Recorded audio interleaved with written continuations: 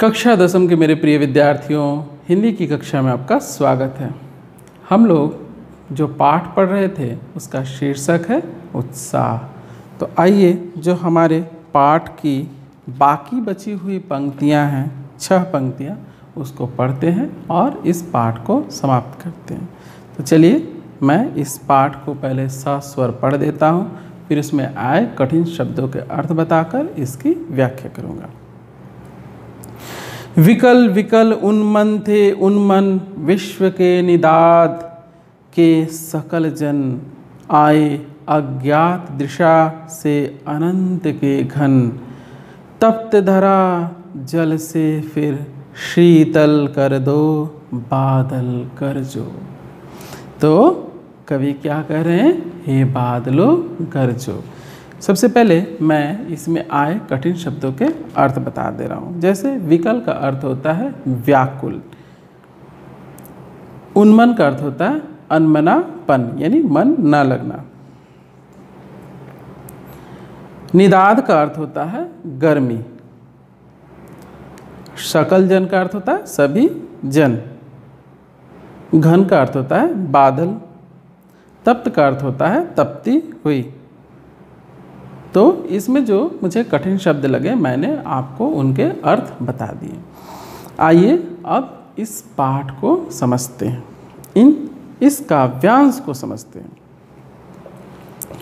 विकल विकल उन्मन थे उन्मन विश्व के निदाद के सकल जन, सारी धरा अर्थात जो इस धरती पर निवास करने वाले लोग हैं व्याकुल हैं। किस लिए?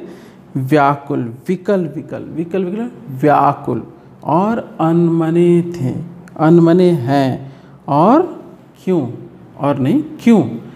गर्मी के कारण। जो धरा तप्त हो रही गर्मी से, भयंकर गर्मी से तप्त है, उसके कारण लोगों का मन व्याकुल है और वे गर्मी से परेशान हैं। तो विश्व के निदाद के सकल जन, जो विश्व में गर्मी है उसके कारण सारी जनता क्या है?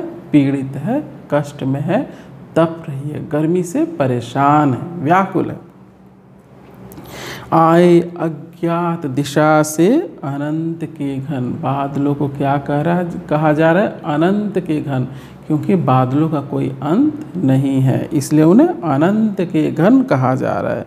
कि आए किस, अर्थात किस अज्ञात दिशा से। बादल किस दिशा से आएंगे किसी को ज्ञात नहीं होता, वे किसी भी दिशा से आकर बरस सकते हैं। तो कवि क्या कह रहे हैं कि आए किस अज्ञात, आए अज्ञात दिशा से अनंत के घन, पता नहीं किस दिशा से तुम आए हे अनंत के घन, तप्त धरा जल से फिर शीतल कर दो। इस तपती हुई धरती को, जो यहाँ के प्राणी हैं, जो जीव हैं, जो वनस्पतियाँ हैं, जो गर्मी से पीड़ित है, कष्ट में है, उसको तुम क्या करो?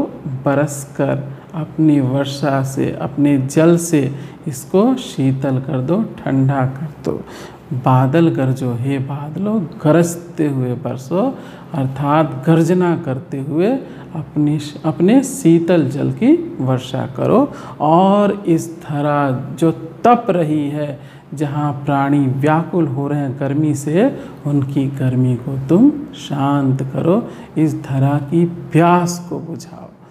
तो इस पाठ में इतना ही। आज हमारा यह पाठ उत्साह समाप्त हुआ। अगली कक्षा में हम लोग पढ़ेंगे अट नहीं रही है, सूर्यकांत त्रिपाठी निराला जी द्वारा रचित जो हमारा पाठ है उसको हम लोग पढ़ेंगे, जिसका शीर्षक है अट नहीं रही है। तो अगली कक्षा में मिलते हैं और पढ़ते हैं अट नहीं रही है। तब तक के लिए धन्यवाद।